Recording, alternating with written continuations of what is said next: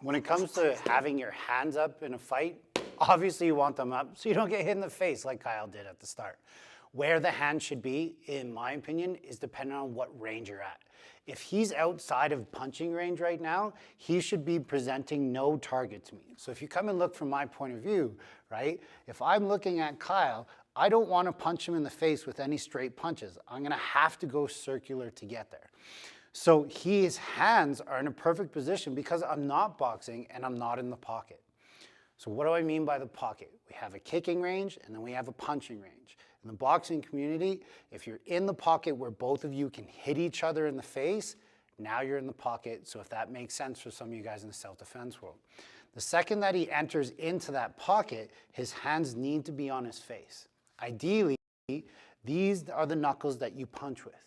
These knuckles here can be your indexing knuckles. Right underneath his cheekbone, he's going to put those there. And this is what traditional boxers or Muay Thai fighters tend to think of. Sometimes their hands are higher as well. They're just adding extra protection. His chin should always be tucked down. His hands are on the face. But again, if one punch is out there, his shoulder's protecting this side of the face. That's why the chin is tucked down. This hand should be protecting the other side. The reason for that is imagine that both of us threw a punch at the same time. So let's say we're both throwing big right hands, okay? My hand is not on my face and Kyle's hand is on his face. He's going to have more of a direct impact into my jaw, my mandible, which can cause more damage. And because it can cause more damage, why not put something up just in case?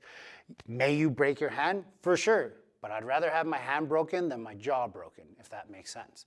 Now, the thing is, you'll see a lot of bare knuckle fighters is they actually don't put their hands on their face like that. They'll put their palms there instead. So now replace those knuckles with your palms and tuck that in. I love this option as well, and it also helps me think of my elbow training. So the number one thing here, though, is just making sure that your hands are up. If your hands are up while you're fighting, you have a better chance of throwing offensive strikes while having some form of defense. That's really the number one thing that you're taking home.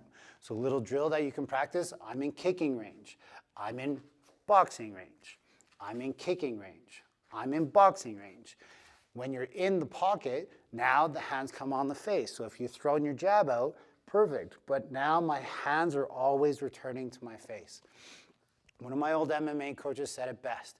At the end of a class, if you don't have little bruises underneath your cheek, you weren't protecting yourself. Don't just hover your hand over here.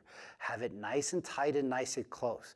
Because if it's here, you're going to get that kind of shaken brain syndrome where this is hitting you and then the hit itself is still hitting you. If this is all connected and nice and tight, hence the bruising under the cheek, now this is like one connected bone. If I'm wearing gloves, I don't have to worry about my hand being like that. If I'm like this, will my hand still be broken? For sure. But at least I'm still in the game. Keep your hands up. You'll hear it a lot.